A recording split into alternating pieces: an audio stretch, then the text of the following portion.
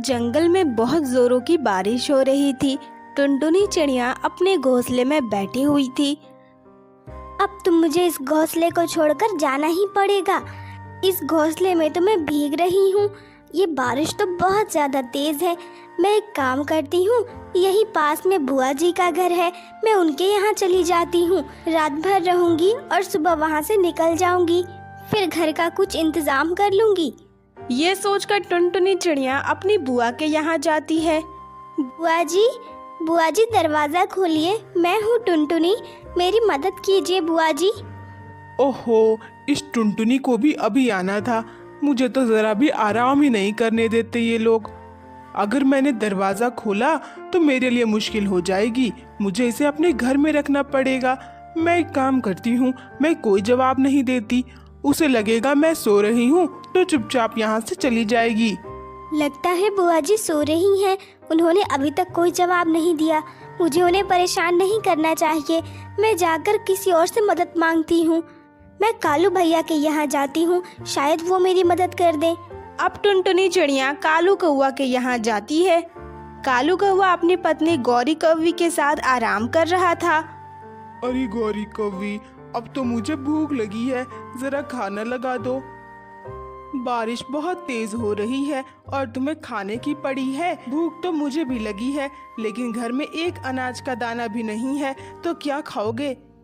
अरे बाप रे, ये तो बड़ी समस्या हो गई। अब हमारी रात भूखे पेट कैसे बीतेगी? कुछ ना कुछ तो करना पड़ेगा। कालू भैया दरवाजा खोलिए, मैं हूँ टुनटुनी। अरे जरा बाहर देखो, लगता है कोई आवाज दे रहा है। देखो जरा कौन है।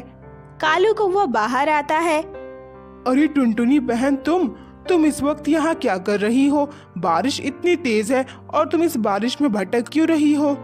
कालू भैया, आपको तो पता है मेरे पास कोई घर नहीं है। मैं एक घोंसले में रहती हूँ। उस घोंसले में पानी बहुत ज्यादा आ रहा है, बहुत ठंड भी लग रही है, इसलिए मैं आपसे मदद मांगने आई हूँ। मुझे रात भर के लिए अपने घर में जगह दे दीजिए, मैं सुबह यहाँ से चली जाऊंगी। कालू कौवे की नजर टुनटुनी चिड़िया के पोटली पर थी, जिसमें अनाज भरा हुआ था। अच्छा ठीक है टुनटुनी बहन, जरा यहाँ रुको, मैं गौरी कौवे से पूछ कर आता हूँ। तुम जाना मत, हम तुम्हारी मदद करेंगे। कालू कौवा जाकर अपनी पत्नी से कहता है, अरे गौरी, बाहर टुनटुनी चिड़िया आई है और वो हमसे मदद मांग रही है। उसे रात भर इस घर में रहने दो। क्या तुम्हारा दिमाग तो नहीं खराब हो गया? ये मेरा घर है, कोई धर्मशाला नहीं है। मैं उसे यहाँ नहीं रहने दूंगी।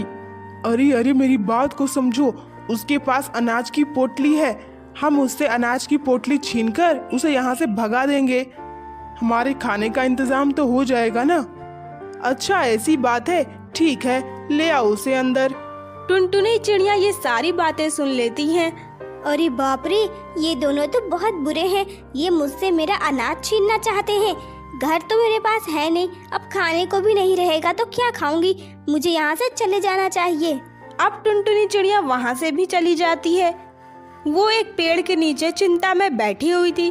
तभी वहाँ पर एक शिकारी पंछी आता है। अरे क्या बात है चिड़िया, तुम इतना उदास क्यों बैठी हो?